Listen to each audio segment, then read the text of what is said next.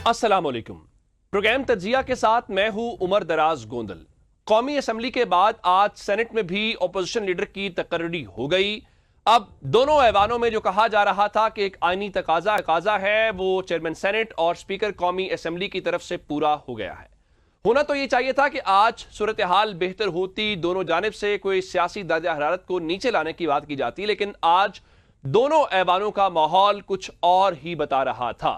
अब चूंकि 8 फरवरी के इलेक्शन की बार बार बात की जाती है, तो आज मुस्लिम लीग नून के सेनेटर राना सनाउल्लाह ने आरटीएस का हवाला दिया और साथ ही यह कहा कि 8 फरवरी को यानी इलेक्शन 2024 के हवाले से कहा कि 8 फरवरी को जो कुछ हुआ, क्या मुल्क में वो सब कुछ पहली बार हुआ है? क्या ये इस मुल्क में जो है ये पहली दफा हुआ है? उससे पहले जनूबी पंजाब में एक जनूबी पंजाब महाज बना था और उस महाज में फिर कुछ लोगों को वहां पे इकट्ठा किया गया। वो दौले शाह के चूहे ही थे, लेकिन उन चूहों को फिर यहाँ इस्लामाबाद में एक जगह पे लाके उनको जो है वो झंडे के पटके जो है वो पहनाए गए और उसके बाद जो है वो आरटीएस जो है वो बिठाया गया।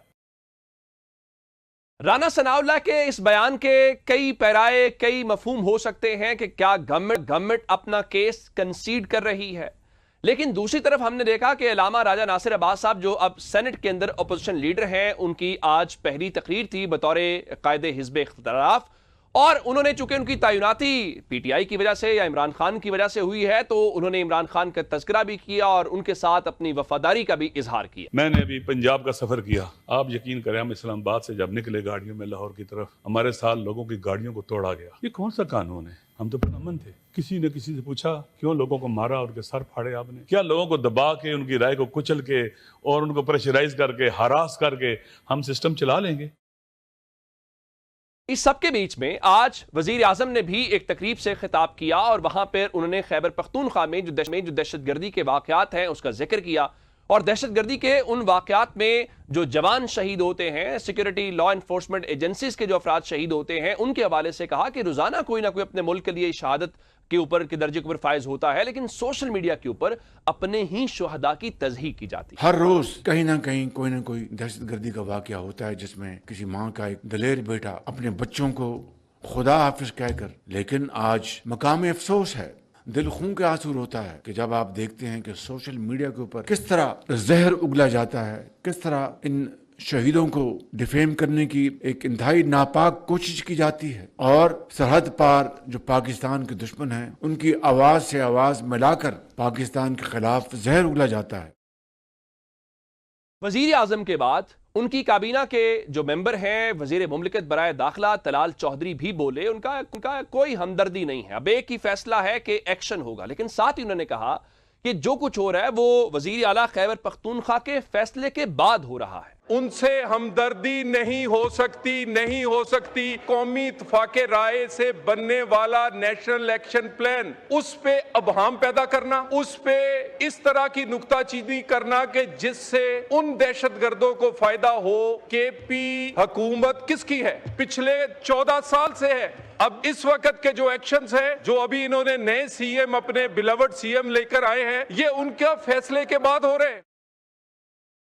अब इस सब के बीच में कराची में एक सानहा होता है, उसमें जाने जाती हैं, माली नुकसान अलग है, कौन जिम्मेदार है, किसके ऊपर ये मलबा डाला जाए, कहां पे उन इंसानी जानों के ज़िया का किसको जिम्मेवार ठहराया जाए, ये सारी बातें अपनी जगह पे है। फिर एक बहस ये भी है कि इतना बड़ा शहर है, मेट्रोपॉलिटन है, वहां पे लोकल बॉडीज नहीं है, लोकल गवर्नमेंट्स नहीं है। लोकल गवर्नमेंट्स हूं तो क्या होता है, लेकिन वजीर दिफा ख्वाजा आसिफ ने एक बात की है, वो बात कितनी जमीनी हकीकत से मुताबिकत रखती है, आप जरा खुद सुन लीजिए। सितम ज़रीफी क्या है कि पाकिस्तान में जब भी मिलिट्री डिक्टेटर आए, उन्होंने लोकल गवर्नमेंट जो है इंट्रोड्यूस की और एम्पावर्ड लोकल गवर्नमेंट इंट्रोड्यूस। हम लोग इलेक्शन भी नहीं करवाते। अगर इलेक्शन का शेड्यूल आ भी जाए तो किसी हीले बहाने जो है हमारे सूबाई दारुल हुकूमत जो है वो पावर ट्रांसफर करने से हिचकिचाते हैं।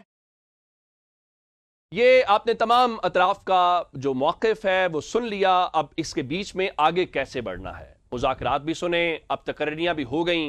क्या इन तकरीरों को ब्रेक थ्रू समझा जाए, कॉन्फिडेंस बिल्डिंग मैयर्स के तौर पे समझा जाए, क्या कुछ सियासी दर्जा हरारत नीचे आने का इम्कान है? आज प्रोग्राम के पहले हिस्से में हम ने दावत दी अपने दो मौजूद को, पाकिस्तान मुस्लिम लीग नून से नासिर भट्ट साहब को और पाकिस्तान तहरीक इंसाफ से हुमायूं मोहम्मद साहब को। आप दोनों का बहुत शुक्रिया। प्रोग्राम के अगले हिस्से में चल के फवाद चौधरी साहब से बात करेंगे। जरा आगाज जो है वो सेनेटर हुमायूं मोहम्मद से करते हैं, पाकिस्तान तहरीक इंसाफ से। मोहम्मद साहब, एक तो बहुत बहुत मुबारक हो कि कौमी असम्बली और सेनेट दोनों के अंदर आपकी मनपसंद तकरीरियां अपोजिशन लीडर की हो गई हैं। अब हुकूमत ने तो बेशक आईनी तकाजा था, अब एक कदम आगे बढ़ाया है, इसको लोग सीबीएम के तौर के ऊपर देख रहे हैं। क्या अब इम्कान है कि इसको गवर्नमेंट की संजीदगी समझा जाए और आपकी तरफ से भी बिल्कुल वैसा ही कोई गुडविल जेस्चर का इजहार होगा?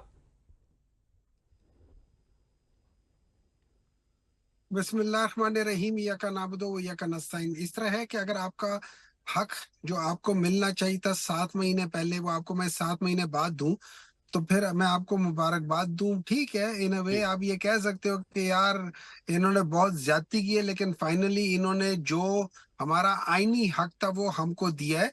और इसमें मनपसंद की बात नहीं होती सर, इसमें सिंपल ये है, आप जरा देख लें। सबसे पहले आप आर्टिकल 60 पढ़ लें। आर्टिकल 60 आपको सेनेट के चेयरमैन और सेनेट के जो डिप्टी चेयरमैन है, जब उसकी इलेक्शंस हो जाए उसके बाद फिर आपने को इलेक्ट करना होता है, लीडर ऑफ द ऑपोजिशन को। ये से है, ठीक है। इस तरह श्योर यही आर्टिकल जो है ये नेशनल असेंबली के लिहाज से भी होता होगा, ठीक है।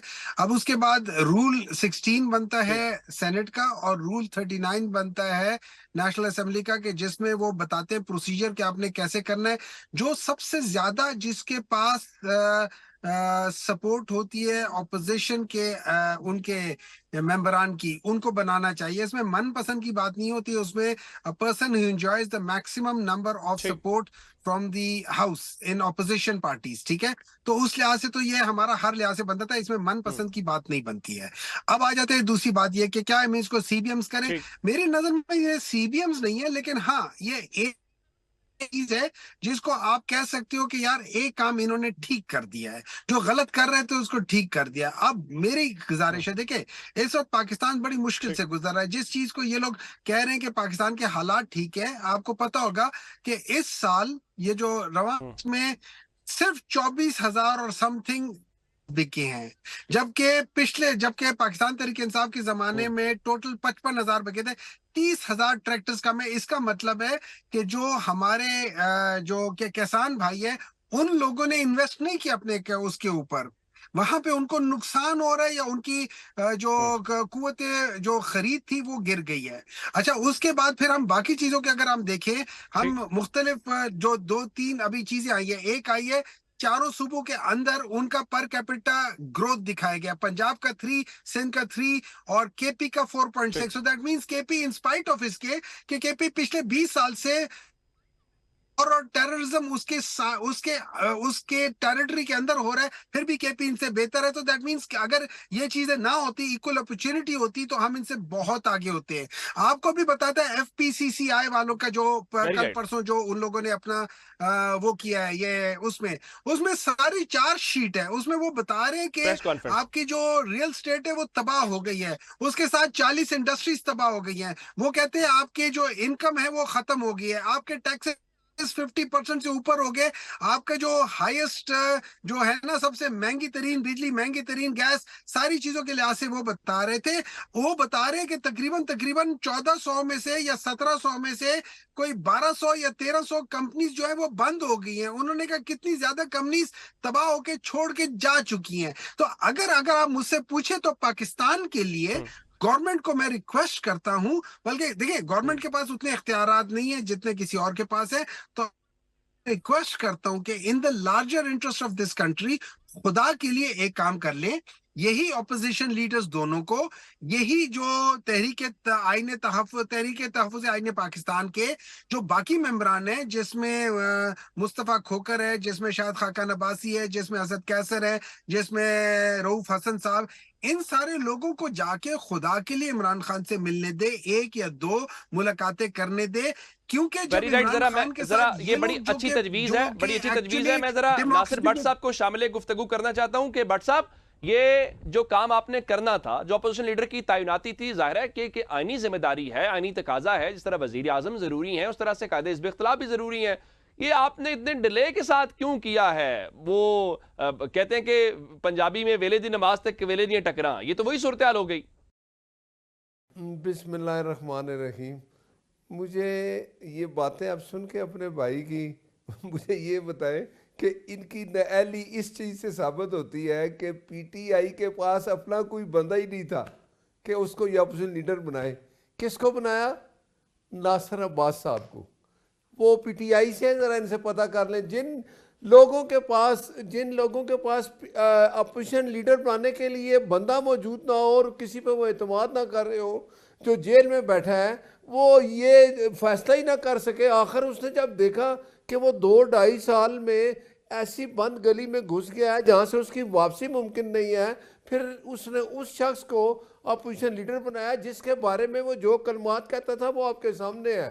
अगर इन्होंने अब फैसला कर लिया कि हमारी भलाई इसी में है कि हम में अगर कोई ऐसा कैपेबल आदमी है ही नहीं, तो महमूद खान चकजई को इन्होंने अपोजिशन लीडर बना लिया, या नासिर अब्बास जो है वो अपोजिशन लीडर बन गए, दोनों पीटीआई से नहीं है। तो बात यह है कि अपनी नाअहली आप ये छुपा रहे हैं, आपके पास इतना लोग मौजूद नहीं है, या वो अंदर बैठा किसी पे एतमाद नहीं करता कि बस मुझे बाहर निकालो। और अगर अपोजिशन लीडर आप बन गए हैं, ये आम हुकूमत, तो आपको बताएं पीएम साहब ने हर दफ़ा कहा कि वो जो पहले उमर अयूब था जो अपोजिशन लीडर था, वो हमने भेजा है। वो 9 मई ना करता ना, वो 26 नवंबर ना करता, अपनी फोर्सेस पे हमला ना करता, इस तरह की कार्रवाइयाँ ना करते, उनके ऊपर जो पर्चे हुए हैं वो हमने तो नहीं कराए। ये उस चक्कर में अगर वो जेल चला गया है या उसको सजा हो गया है, तो इसमें हुकूमत क्या करे? आप अपोजिशन लीडर बन गए हैं, खुदा खुदा करके इनको अक्ल आई है पीटीआई वालों को कि हम अपने में तो हमारे कोई नहीं, तो बाहर से बंदे ले लेते हैं। आप बन गए तो ज़रूर बात होगी। और ये कह रहे हैं जी कि केपीके में इनकी नाअहली ये देखें कि 12 साल से वहाँ बैठे हैं, सबसे ज़्यादा दहशत गर्दी वहाँ है, ये कहते हैं वहाँ सबसे अच्छा सूबा चल रहा है। ओ भाई, क्यों लोगों को झूठ बोल बोल के आप करते हो? निकाल लो चारों सूबों को, अभी 1 साल 1.5 साल की कद कर दी, देख लो किस सूबे में ज़्यादा अच्छे काम हो रहे हैं और किस सूबे में ज़्यादा अच्छे काम करके वो वज़ीर आला अपने आप को बता रहा है कि मैं अच्छे काम कर रहा हूँ। ये वज़ीर आला का करता है, ये दौरों पे निकल जाता है। वो इसलिए दौरों पे निकल गया कि केपीके बहुत अच्छा काम कर रहा है और इसके पास टाइम है कि वो कहता है मैंने सूबा अच्छा कर लिया है, अब बाकी सूबे जाके मैं वहाँ जाके मैं लोगों को इकट्ठा करूँ, क्योंकि मुझे ये हुक्म मिला है कि इनकी देखें ना, ये इनका डबल स्टैंडर्ड देखें। ये कहते थे हम 8 फरवरी को जो है वो पहिया जाम हड़ताल कर रहे हैं। करो भाई, आपके लिए 2 साल से तो कोई नहीं बाहर निकला, ये करके भी ख्वाहिश पूरी कर लो। हर दफ़ा वो कहता है कि फाइनल कॉल है, हर दफ़ा आपकी फाइनल कॉल भी है। ये सारी चीज़ें अपनी जगह, हुकूमत इस पर खुश है कि इनको अकल आ गई। इन्होंने अपोजिशन लीडर नासिर अब्बास को सेनेट में बना लिया, वहाँ महमूद खान चकजई, लेकिन वो महमूद खान चकजई एक ज़ीरक आदमी है, सियासतदान है पुराने। वो ये नहीं कहेंगे उनसे बात करनी है, वो बात हुकूमत से ही करेगा। वो ये नहीं कहेगा कि इमरान खान को जेल से बाहर निकालो, क्योंकि उसको पता है कि इमरान खान अगर जेल में है, 9 मई है, 190 मिलियन है, उसका फैसला अदालतों ने किया। अदालत उसको अगर बाहर लाती है तो हुकूमत को कोई इतराज़ नहीं होगा। बाकी अब जो कह रहे हैं आप 28 फरवरी का ये शौक पूरा कर लें, अगर कोई गैर कानूनी तरीके से चलेंगे तो फिर कानून अपना रास्ता लेगा। और अगर इन्होंने जमहूरी तरीके से अगर कानून अपना रास्ता लेगा, जरा मैं यहीं से कंटिन्यू कर लेते हैं, लेकिन एक ब्रेक के बाद। Welcome back. आज राना सनाउल्लाह कह रहे थे कि जो कुछ 8 फरवरी को हुआ, क्या वो मुल्क में पहली बार हुआ? यानी वो आरटीएस की तरफ भी इशारा कर रहे थे। मोहम्मद साहब, मुझे लगा कि गवर्नमेंट अपना केस कंसीड कर रही है या रियलिटी बता रही है कि देखो ये पहले भी होता है, कोई इस बार कोई मुख्तलिफ हो गया मुल्क के अंदर जिसके ऊपर आप करेंगे हम पहिया जाम कर देंगे, मुल्क बंद कर देंगे। देखिए, सबसे पहले तो मुझे समझ नहीं आती, इमरान खान वैसे ही तो नहीं कहता ना कि एक तो ये अनपढ़ हैं, ऊपर से कोशिश नहीं करते। मैंने आपको बताए हैं जो आर्टिकल्स की निशानदेही करते हुए, रूल्स की निशानदेही करते हुए कहा है कि जो शख्स भी सेनेट का चेयरमैन बनेगा वो इस वजह से बनेगा। उसके लिए किसी पार्टी का हेड होना जरूरी नहीं है, पार्टी में से होना जरूरी नहीं है। Whoever enjoys the maximum. अब अगर हम लोगों ने किसी भी वजह से, चाहे हम लोग आपस में एक दूसरे के ऊपर इख्तिलाफ करें ना करें, हम एक दूसरे पे एतबार करें ना करें, अरे भाई हमने एक बंदे की नॉमिनेशन कर दी है तो फिर उसके बाद आप लोगों के लिए मसला क्या था? आप लोग, अगर आपको ये चाहिए था कि किसी पार्टी का हो तो आप लोगों को जो नाम दे दिया गया था उसको कर देते। आप अपना काम तो ईमानदारी से करते ना। प्रॉब्लम यह है कि आप लोग बेसिकली हो बेईमान, हमेशा से थे, हमेशा रहोगे। जितनी मेहनत आप लोगों ने एक दूसरे की शक्लें बदलने में और मेकअप में लगा दिया, इतना काम अगर आप पंजाब के ऊपर लगा लेते तो शायद पंजाब की भी आज शक्ल बदल गई होती। आप लोगों ने अपनी शक्लें बदल दी है, पंजाब उसी तरीके से आज वहां पे गुर्बत ज्यादा होगी, आज वहां पे प्रॉब्लम ज्यादा है। अच्छा, आप मेरी बात छोड़े, आप जरा ट्रांसपेरेंसी इंटरनेशनल को जाकर देखें। वो कहता तकरीबन 40%, 39% लोग जो है वो रिश्वत लेते हैं। वो कहते हैं सिंध में 50% के करीब लोग अच्छा, इनके मुकाबले में केपी में वो कहते हैं सिर्फ 20% लोग रिश्वत लेते हैं या लोग रिश्वत दिए जाते हैं। अब ये देख लें कि ये कितना बड़ा फर्क है। ये भी अभी इन लोगों ने पूरी कोशिश की है कि अपने आप को ठीक करें। नंबर 3, इन लोगों ने कहा कि जी 8 फरवरी को क्या हुआ था। देखिए 8 फरवरी और 18 जो आरटीएस की बात कर रहे हैं, जमीन आसमान का फर्क था। 8 फरवरी में 17 सीटों को 170 बनाई जा रही हैं। 17 सीटों को 170 बनाई जा रही है, जहां पे मियां नवाज शरीफ अपनी सारी सीटें हार गए हैं, मरियम नवाज अपनी सीटें हार गई हैं, शहबाज शरीफ अपनी सीटें हार गए। ये तो खत्म है, they are gone, history finish. इन्होंने सारी चोरी के बाद, डकैती के बाद इन लोगों ने सारी सीटें रखी हुई हैं। अगर उसके बाद भी इनको काबू नहीं आया तो इन लोगों ने हमारे रिजर्व सीट्स कर दिए, और वो भी इस मंतक से कि इन्होंने एक बंदे को, एक पार्टी को हटाने के लिए पूरा आइन को तबाह कर दिया है, पूरे आइन को तबाह किया है एक बंदे की खातिर। उस बंदे ने जेल में बैठ के, उस बंदे ने इस निजाम को बदल दिया है। आज ये निजाम बदल रहा है उस एक बंदे की वजह से। वो बंदा भागा नहीं है। इनको आदत है, इनको आदत किस चीज की है कि जब इस तरह का कोई मसला आता है तो इनका लीडर सबसे पहले मुल्क से बाहर भाग जाता है, और ये साहब उनके साथ भाग जाते हैं। वो तो जब वापस आते हैं तो ये लोग सारे वापस आते हैं, वो वापस नहीं आते तो ये वापस नहीं आते। इधर आए थे वो लोगों के वो करने। अब असल मसला ये, मैं दोबारा कह रहा हूं, इन चीजों को भूल जाएं। गलतियां आपने भी की। अगर आप कहते हैं कि उस वक्त गलत हुआ था, तो भाई अगर मैंने गलत किया है, मैंने एक कत्ल किया है, तो आप मेरी वजह से आप 10 कत्ल करोगे और कहोगे जब तुमने एक कत्ल किया तो हम 10 कत्ल कर रहे हैं। ये तरीका नहीं होता। इस मुल्क को देखें, गलत जस्टिफिकेशन ना दे। अगर मैंने गलत काम किया तो मैंने गलत काम किया, मैं उसका इतराफ नहीं करूंगा। मैं कभी किसी गलत चीज को जस्टिफाई नहीं करूंगा। गलती सबसे हुई है, यही बात अगेन महमूद खान अचकज़ई भी ये कह रहे थे, गलतियां सबसे हुई हैं और गलतियों से आगे बढ़ना चाहिए। मैं नासिर भट्ट साहब, मैं जी मैं जरा नासिर भट्ट साहब को इसी पे, आपकी ये बात बड़ी वैलिड है कि गलतियां सबसे हुई हैं। भट्ट साहब, ये जो मोहम्मद साहब बात कर रहे थे, आज हमने तलाल चोई साहब को भी सुना, वो खैबर पख्तूनख्वा गवर्नमेंट की कारकर्दगी के ऊपर बहुत बात कर रहे थे। कह रहे थे वहां किसने आपको रोका है सिटी बनाने से, किसने आपको रोका है वहां सेफ सिटी अथॉरिटीज बनाए। लेकिन मोहम्मद साहब तो कह रहे हैं कि देखो, अगर पंजाब और खैबर पख्तूनख्वा का कंपैरिजन करना है, वो तो खैबर पख्तूनख्वा कहीं ज्यादा रेट पंजाब से कर रहे हैं। मोहम्मद साहब कितने परेशान हुए हैं। मोहम्मद साहब असल में इसलिए कहते हैं कि खूबसूरत, ये असल में इन्होंने खूबसूरत इमरान खान को बनाया था बाल लगा के, ठीक है, तो ये सेनेटर बन गए थे। बात ये है कि आप सच्ची बात क्यों नहीं सुनते। आपको इतना गुस्सा इसलिए आ गया कि कोई भी बनाया, हमें कोई इतराज़ नहीं है। अब आपने एक पे इतफाक़ किया था, वो बन गया। पहले आप आपस में लड़ रहे थे, अब आपके पास बंदा कोई नहीं था कि अब इमरान खान ने समझा कि ये सब लोग फारिग हैं, तो उसने महमूद खान अचकज़ई को नामजद किया, तो वो हो गया। पहले कह देता तो पहले बन जाता। चोरियां आपने की, 190 मिलियन में अंदर बांधा चोरी में। लोगों को एक बात करनी होगी बस छोटी सी। जी नहीं, आप मेरी बात सुने फिर छोटी सी बात करें। 190 मिलियन चोरी में हमने नहीं कहा था वहां लड़ने से जो पैसा आए वो मलक रियाज के अकाउंट में डाल के उससे कादर यूनिवर्सिटी ले लो, फरक गोगी को पैसे दे के बाहर भगा दो, बुशरा बीबी के मुझे इतने कैरेट के हीरे चाहिए, इमानत में खानत आप करते रहे हो। गड़ियां आपने जाके जेल इस्लामाबाद से रसीदें बनाई, जाके दुबई में बेची। दुबई वाले ने कहा ये घड़ी बेचने आई है। उसने कहा यार ये तो वो है जो सऊदी शहजादे ने एक प्राइम मिनिस्टर को दी थी। उसने चेक किया तो उसने कहा जी घड़ी वही है। और ये काम तो आप करते रहे हो। आपने ये मानत में खयानत की, चोरियां की और इसकी सजा आपको मिली। हमने आपके साथ क्या किया? हमने आपके साथ ये किया कि भाई आपने जो कुछ किया, अदालत के पास केस है, अदालत में जाओ, बरी हो जाओ तो घर चले जाओ। नो भाई आपने किया, आपने आज तक नहीं माना, नहीं मानो। अदालत में आपने जो केस लड़े, अदालत में आपको प्रूफ मिले, वो पेंट कौन लहरा रहा था, वो जो राशिद यास्मीन राशिद किधर जा रही थी, वो क्या झंडे किसके थे? तो ये चीजें तुम कहोगे दोस्त धांधली से काम चलेगा, नहीं चलेगा। हमें आप कहते हैं कि हम आके बैठ गए, आ जाओ 2018 में आके आप कुरान पाक पे हाथ रख के वो कहो कि आपको आरटीएस बंद करके बुलाया गया। अच्छा चलता मुल्क जो चल रहा था, आपने एक सिटिंग प्राइम मिनिस्टर को अपने उन जजेस के साथ मिलके साकिब निसार, आसफ सईद खोसा और बाकी आपने रजीम में मिला के अपने मियां नवाज शरीफ को, आपने एक सिटिंग प्राइम मिनिस्टर को सजा दी कि आपने बेटे से तनख्वाह नहीं ली। आप अगर गंदम बोएंगे तो फिर गंदम ही काटोगे। तो आपने गंदम काटनी थी, आप समझ रहे थे कि यहाँ कोई हीरे जवाहरात निकलेंगे। जब आप गंदम बोते हैं ना तो फिर आपको गंदम ही काटनी पड़ती है, चावल नहीं उगते वहाँ या मकई नहीं आती।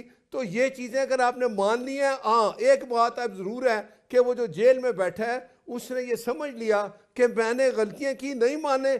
आज उसने महमूद खान अचकज़ई को बनाया, वो बन गया। राजा नासिर अब्बास को उन्होंने आपने वो अपोजिशन ने बनाया, वो बन गया। हम तो पहले भी तैयार थे, आज भी कहते हैं हम अगर हुकूमत बात करेगी 8 फरवरी आप शौक पूरा कर लें। मैं इधर हूँ, आप भी इधर हैं, आपके लिए पहले भी कोई नहीं आया, अब भी कोई नहीं आएगा। हुकूमत मुज़ाकरात करेगी, कर आप ये कहेंगे कि जेल से निकालो बाहर, तो महमूद खान अचकज़ई साहब एक सियासी बंदा है, वो कभी नहीं कहेगा उसको जेल से निकालो। वो रिफॉर्म करेगा, इलेक्शन के बारे में बात करेगा, हुकूमत और ऑप्शन में जो बाकी चीज़ें तहफ़्फ़ुज़ात हैं उनको दूर करेगा। और ये चीजें याद रखें।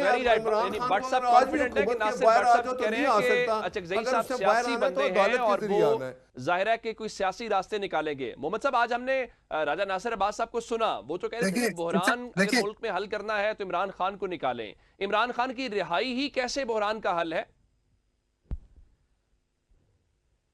देखिए, इससे ये है कि अगर आप इमरान खान की रिहाई को आप पॉलिटिकल स्टेबिलिटी से करें तो वो वाकई सही है। लेकिन मैं एक और बात करता हूँ, इन्होंने बात की थी कि ये अचकज़ई के बारे में क्या कहते थे। मुझे एक बात बताएं, जरदारी साहब के बारे में मियां शहबाज शरीफ क्या कहते थे, मियां नवाज शरीफ साहब क्या कहते थे? वो इन्होंने तो उनको सड़कों पे घसीटना था, उनका पेट फाड़ के इन्होंने वो करप्शन के पैसे निकालने थे। जरदारी साहब ने कहा था कि अगर मैं इनके साथ दोबारा गया उनको खुदा वाकई माफ नहीं करेगा। नंबर 3, इन्होंने जिस बंदे का पेट फाड़ना था, सड़क पे घसीटना था, उसको इन्होंने ताहयात उन्होंने उनको इस्तिस्ना दे दिया है। अब बात आ जाती है, देखें इस मुल्क के लिए, इस मुल्क के अगर आप आज वाकई अगर आप स्टैटिस्टिक्स देखें तो पाकिस्तान के हालात कोई अच्छे नहीं है, पाकिस्तान की इकोनॉमी को अच्छी नहीं है, पाकिस्तान किसी लिहाज से ठीक नहीं है। तो अब अगर हम लोग आपको एक कह रहे हैं, और दूसरा ये बात है कि जो 8 फरवरी को बात हुई थी ना, वो ये हुई थी कि अवाम ने जो पॉलिटिकल गार्बेज है ना उसको निकाल के फेंक दिया था। लेकिन अनफॉर्चुनेटली वो पॉलिटिकल गार्बेज फिर बीच में आ गया है और आ गया, चूंकि ये अभी अवाम को, इन लोगों को अवाम के मैंडेट हासिल नहीं है तो ये जो मर्जी करते फिरे, ये अवाम के मैंडेट के बगैर कर रहे हैं। अब मैं एक और बार दोबारा फिर रिक्वेस्ट करता हूं, let's not get into this thing. ये जो पॉलिटिकल स्कोरिंग है उससे निकल जाते हैं। मुल्क प्रॉब्लम हो रही है, इस मुल्क के लिए मिल के बैठ के बात कर लेते हैं। पॉलिटिकल स्टेबिलिटी के अंदर इकोनॉमिक स्टेबिलिटी है। Political stability is the platform. अगर आप प्लेटफॉर्म स्टेबलाइज नहीं करेंगे, आपकी इकोनॉमी कभी स्टेबलाइज नहीं होगी। ये बेसिक फंडामेंटल प्रिंसिपल है। तो आपकी जो पॉलिटिकल स्टेबिलिटी के बगैर नहीं आ सकती।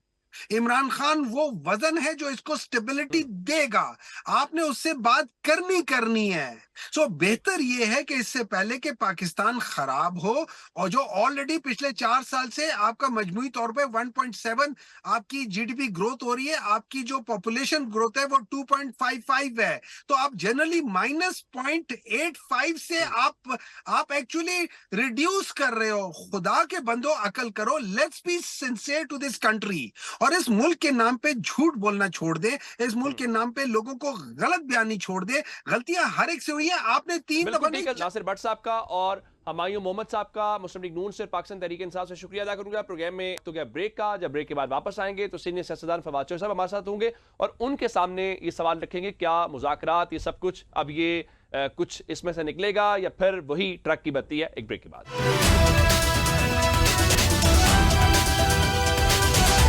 वेलकम बैक जी। सीनियर सियासतदान फवाद चौधरी साहब ने हमें ज्वाइन कर लिया। चौधरी साहब, आपके वक्त का बहुत शुक्रिया। मैं जानना ये चाह रहा हूं कि ये जो कौमी असम्बली में और सेनेट में दोनों जगहों के ऊपर अपोजिशन लीडर की तैनाती हो गई है, जाहिर है ये बहुत पहले हो जाना चाहिए था। आपके ख्याल में ये ब्रेक थ्रू समझा जाए, इत्तेमाद साजी का कदम समझा जाए? इससे आप कोई बेहतरी देख रहे हैं गवर्नमेंट और अपोजिशन के बीच में? एक कदम तो डेफिनेटली है। देखिए, जब भी जो भी इकदाम होगा जिससे पॉलिटिक्स की नॉर्मलाइजेशन होगी, उसको तो वेलकम ही किया जाना चाहिए। और आई थिंक जो ये अपॉइंटमेंट्स हुई हैं, ये भी सियासत की नॉर्मलाइजेशन की तरफ एक कदम है, लिहाजा इसको वेलकम करना चाहिए। लेकिन ये ज़रूर है कि मैं समझता हूँ कि अभी भी जो असल काम है वो वही है कि आप पॉलिटिकल प्रिजनर्स की रिहाई के लिए किधर जाते हैं, क्योंकि वो असल काम है जिससे टेम्परेचर नीचे आ सकता है। और आप देखते हैं कि ये दोनों जो लीडर ऑफ अपोजिशन मुकर्रर हुए हैं वो इस ज़माने में क्या किरदार अदा करते हैं। अच्छा चौधरी साहब, इसमें एक बात नवाज शरीफ के किरदार को लेकर हुई कल, इस हवाले से अचकजई साहब ने उसका जवाब भी दे दिया। अचकजई साहब लाहौर आए, हमारी भी उनके साथ नशिस्त हुई। हमने उनसे पूछा था कि नवाज शरीफ आपके दोस्त हैं, उनसे कोई मुलाकात हो सकती है, कोई बातचीत हो सकती है? आप समझते हैं कि अचकजई साहब के अपोजिशन लीडर आने से अब कम्युनिकेशन जरदारी साहब के बीच में, नवाज शरीफ साहब के बीच में हो सकती है, एक बेहतर चैनल है एज कम्पेयर टू पीटीआई? नहीं, डेफिनेटली जरदारी साहब से पीटीआई के पास तो जाहिर है कि इस वक्त कोई ऐसा सीरियस आदमी नहीं है कि जो कि पार्टीज के दरमियान कम्युनिकेशन कर सके। महमूद अचकजई साहब की यकीनन ये तो फायदा है कि उनके ताल्लुकात हैं, क्योंकि पॉलिटिक्स में आपको जाहिर है एक पर्सनल ताल्लुकात चाहिए, एक रिलेशनशिप्स चाहिए, जो पीटीआई में तो इस वक्त ऐसे लोग नहीं हैं जिनका हो। महमूद अचकजई साहब का डेफिनेटली है। और अगर नवाज शरीफ साहब ने रोल अदा किया है उनको लीडर ऑफ अपोजिशन बनाने में, तो ये तो बड़ी अच्छी बात है। मैं तो इसमें कोई नेगेटिविटी नहीं देखता। और मैं ये समझता हूँ कि नवाज शरीफ साहब को असल रोल तो अदा करना चाहिए कि जो पॉलिटिकल प्रिजनर्स इस वक्त कोट लखपत में हैं और हमारे जो वर्कर्स हैं जिनको 3-3 साल हो गए हैं जेलों में और जिनके पाँव में जूती तक नहीं है, उनको निकलवाने में अपना रोल अदा करें। और उससे असल में पॉलिटिकल टेम्परेचर नीचे होता है और फिर आप इमरान खान साहब से कई ऐसी बातें भी मनवा सकते हैं जो अभी आपको बड़ी नामुमकिन लग रही हैं। आप तहरीक इंसाफ का जो मौजूदा सेटअप है, जिसको आप इंटरिम सेटअप कहते हैं, आप उसके ऊपर खासी तनकीद करते हैं। अब तो ड्राइविंग सीट महमूद खान अचकजई और अल्लामा राजा नासिर अब्बास के पास आ गई है, उनके पास एक कॉन्स्टिट्यूशन रोल भी आ गया है। अब आप कितने पुरुमीद हैं जो आपकी नेशनल डायलॉग कमेटी है वो जो एक कदम लेकर आगे बढ़ रही है, या एक इनिशिएटिव उनका है? देखिए उमर, जो बुनियादी एक डिफरेंस है ना वो ये है कि जो अयाज सादिक साहब से, राना सनाउल्लाह साहब से जो मेरी बात हुई है, जो हम लोग मिले हैं इमरान महमूद मौलवी साहब में, उसमें बुनियादी बात ये थी कि देखिए बातचीत तो आप पहले भी कर चुके हैं, पीटीआई के साथ आप पहले भी बातचीत कर चुके हैं, लेकिन वो आगे नहीं बढ़ी। अब भी अगर आप गौर करें तो पीटीआई में अचकजई साहब बार बार कह रहे हैं कि जी आप इमरान खान से मुझे मिलाए दें। भाई इमरान खान से मिलके आप क्या करेंगे? फिलहाल आपके पास ऐसा क्या है इमरान खान को बताने के लिए कि जिसके बाद इमरान खान अपनी राय बदल लेंगे? सो बजाय इसके आपको तो एम्फेसिस ये करना चाहिए कि आप पॉलिटिकल प्रिजनर्स को रिहा करें। और इमरान खान से मुलाकात में एजाज चौधरी, महमूद रशीद, शाह महमूद कुरैशी, यास्मीन राशिद, उमर चीमा हो, तो देखें वो जिस तरह की बात उनसे कर सकते हैं। अचकजई साहब तो इमरान खान के वाकफ नहीं है, अल्लामा नासिर अब्बास तो वाकफ नहीं है। लेकिन अब जो तहरीके तहफ़्फ़ुज़ आइन की लीडरशिप है, ये तो बुनियादी तौर के ऊपर वो लोग हैं जिन्होंने इमरान खान के खिलाफ तहरीके अदम एतमाद कामयाब करवाने में बहुत अहम रोल अदा किया। तो ये तो हमारे तो सियासी मुखालिफिन है। और ये बिल्कुल सही है कि ये नवाज शरीफ साहब से बात करने में कंफर्टेबल होंगे, जरदारी साहब से बात करने में कंफर्टेबल होंगे, लेकिन इमरान खान से बात में कंफर्टेबल नहीं होंगे। सो ये नुक्ता नजर जो हमारा है कि अगर आपने इमरान खान से बात करनी है तो फिर उन लोगों को भी तो रिहा करें ना जो इमरान खान के करीब हैं और जो उनसे बात कर सकते हैं। तो साहब उसमें आर्गुमेंट ये है कि अगर आप पॉलिटिकल लोगों की कम्युनिकेशन होने देंगे तो कोई पॉलिटिकली मसला जो है वो सुलझेगा, अदरवाइज तो जब आप इनको जाने देंगे जिनका जिस तरह आप खुद कह रहे हैं कि इमरान खान को कायल नहीं कर सकते वो लोग, जब उनको एक्सेस देंगे और पॉलिटिकल जो मैच्योरिटी वाले लोग हैं उनको एक्सेस नहीं देंगे तो फिर मसला तो हल नहीं होगा ना। सिर्फ एक्सेस देने से भी मसला हल नहीं होना ना। मसला तो ये है कि मैं आपके साथ अगर कम्युनिकेट करने की पोजीशन में ही नहीं हूं, आप मेरी शक्ल ही नहीं देखना चाहते, तो मुझे आप बताएं ना कि आप कम्युनिकेट क्या कर लेंगे। इसलिए सबसे पहले जो फोकस होना चाहिए वो माहौल बेहतर करने पे होना चाहिए। और आज भी मैं रामा नासिर अब्बास साहब की तकरीर सुने या इवन अचकजई साहब की तकरीर सुने, भाई आप बैन अल-अक़वामी मामलात के ऊपर आप ट्रंप को जो है कर रहे हैं, ये कर रहे हैं, वो आपका मसला नहीं है। फिलहाल आपका मसला है इमरान खान की रिहाई होना चाहिए, और उस रिहाई के लिए आपको वो माहौल बनाने के आपने अभी दोनों, मैं बड़ा हैरान हुआ हूँ कि दोनों जो लीडर ऑफ अपोजिशन है उनकी तकरीर में जो पॉलिटिकल प्रिजनर्स की रिहाई है उसके ऊपर एक लाइन नहीं की गई, जो एक बुनियादी बात है मेरी नजर में। और अगर पॉलिटिकल प्रिजनर्स को रिहा नहीं किया जाता और डायरेक्ट मुज़ाकरात आप करेंगे, नाकाम होंगे, कोई उसमें दो राय नहीं, और नाकामी की बड़ी कीमत देनी पड़ेगी। यहाँ पे सोहेल अफरीदी जो है उनके पास कोई और चांस नहीं होगा, उन्हें लॉन्ग मार्च करना पड़ेगा, और उसके बाद वो ये वफाक वाले उधर गवर्नर रूल लगाएंगे, एक बिटरनेस क्रिएट होगी बहुत ज्यादा, और अगला पूरा साल भी हमारा बिटरनेस में गुजरेगा। ये वो बेसिक पॉइंट है जिसके ऊपर मैं ये समझता हूँ कि अभी तक तरीके तहफ़्फ़ुज़ आइन क्लियर नहीं है। और वो मैं तो इस पे भी बड़ा हैरान हूँ कि इवन पीटीआई के एक दो एमएनएज ने टीवी पे आके कहा कि जी वो पॉलिटिकल प्रिजनर्स की रिहाई जो है वो हमारा एजेंडा नहीं है। तो भाई वो आपका फिर एजेंडा क्या है? तो ये तो एक बड़ी मैं हैरान कुन सिचुएशन है जिसमें आप कह रहे हैं कि इमरान खान और पॉलिटिकल प्रिजनर्स तो अंदर हैं, हम आइन की बालादस्ती पे मुज़ाकरात करेंगे। वो क्या बालादस्ती है? अगर पॉलिटिकल प्रिजनर्स जो हैं वो जेल में हैं, तो आइन में क्या की बालादस्ती क्या रह गई है? तो सब आपकी जो कॉन्फ्रेंस हुई, उस कॉन्फ्रेंस में भी आपने मुतालबा किया था कि कोई कमेटी, नवाज शरीफ साहब, जरदारी साहब, उन सब का आपने जिक्र किया, वो कमेटी कुछ बनी नहीं है। फिर आपने उस कॉन्फ्रेंस के बाद कोई मुलाकात की, गवर्नमेंट से कोई कोशिश की, या फिर कोट लखपत आपने दोबारा जाने की कोशिश की? उस हवाले से कोई बताइए, अगर कोई पेशरफ्त हुई है तो। इनफॉर्मल राब्ते हमारे हुए हैं गवर्नमेंट के अहम मिनिस्टर्स के साथ, जिनसे हमारे पहले भी राब्ते हुए हैं, और हमें ये कहा गया है कि आप कुछ देर इंतजार करें। ये फैसला जो है वो जाहिर है कि एस्टैब्लिशमेंट ने भी अपना एक फैसला करना है, हुकूमत ने भी फैसला करना है, और हमारी नज़र में जो बुनियादी फैसला है वो ये है कि आपने पॉलिटिकल टेम्परेचर नीचे लाना है या नहीं लाना। अगर आपने पॉलिटिकल टेम्परेचर नीचे लाना है तो आप यास्मीन राशिद 3 साल से जेल में है, 77 साल की खातून है, कैंसर सर्वाइवर है, अब उनसे और क्या बदला आपने लेना है?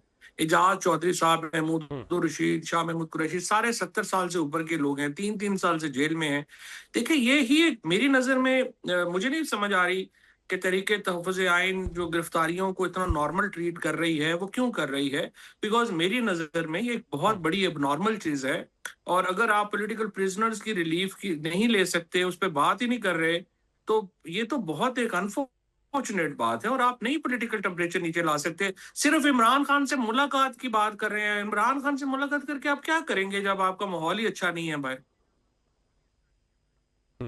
अच्छा, ये जो 8 फरवरी की अब कॉल है, और उसमें सोहेल अफरीदी का भी एक फैक्टर है, जिसमें वो कराची गए, हैदराबाद गए, लाहौर आए और खैबर पख्तूनख्वा में रैलियां निकाल रहे हैं। यूं लग रहा है कि तहरीक इंसाफ क्लियर है, वो सिर्फ मुज़ाकरात भी अगर बात तरीके तफ़्ज़े पाकिस्तान के प्लेटफॉर्म से कर रहे हैं तो अतमाम हुज्जत के लिए कर रहे हैं। उन्हें पता है कि कुछ हमें इसमें से मिलना नहीं है या हमारे लिए कोई स्पेस नहीं है। आप समझते हैं कि 8 फरवरी को तहरीक तफ़्ज़े पाकिस्तान हो या पीटीआई हो, वो प्रेशर बिल्ड कर पाएगी? जो नवंबर में सूरत हाल खराब हुई थी, वापस तहरीक इंसाफ उस पोजीशन में आएगी जिसको बारगेनिंग पोजीशन आप समझते हैं? नहीं, प्रेशर तो आएगा। उसकी वजह यह है कि देखिए जो भी है, हर चीज का एक माहौल होता है, माहौल जो है वो तल्ख हो जाएगा। और इस वक्त जो भी सूरत हाल है, जो हो सकता है पीटीआई कामयाब ना हो इसमें अपने मुतालबात की मंजूरी में, हो सकता है लॉन्ग मार्च नाकाम हो जाए, ज्यादा इम्कान एक्चुअली यही है। लेकिन इसके बावजूद जो पॉलिटिकल टेम्परेचर है वो तो फिर आसमान पे पहुंच जाएगा, तो हुकूमत गवर्न तो नहीं कर सकेगी। पीपल्स पार्टी और नून लीग के अंदर इस वक्त एक कंसेंसस ये इमर्ज हो रहा है कि आप जब पॉलिटिकल टेम्परेचर इतना ऊपर रखते हैं तो फिर गवर्नेंस नहीं हो सकती। और उनका ये भी मानना है कि अगर गवर्नेंस का सूरत हाल यही रही जो अब है, तो फिर वो हमारे सोहेल राय साहब वाला जो वंडर बॉय वाला फार्मूला है उसकी राय हमवार होती है। सो नून लीग और पीपल्स पार्टी में काफी कंसेंसस है कि पॉलिटिकल टेम्परेचर नीचे लाना चाहिए, लेकिन जाहिर है कि इसके लिए एक फैसला कुन राय एस्टैब्लिशमेंट की है, और एस्टैब्लिशमेंट क्या सोचती है हमें नहीं मालूम। बिल्कुल ठीक है फवाद शेख साहब, आपके वक्त का बहुत शुक्रिया। बड़ी तफसील के साथ उन्होंने बताया कि क्या मंजरनामा हो सकता है। प्रोग्राम का वक्त खत्म हो गया, हमें इजाजत दीजिएगा। खुदा हाफिज।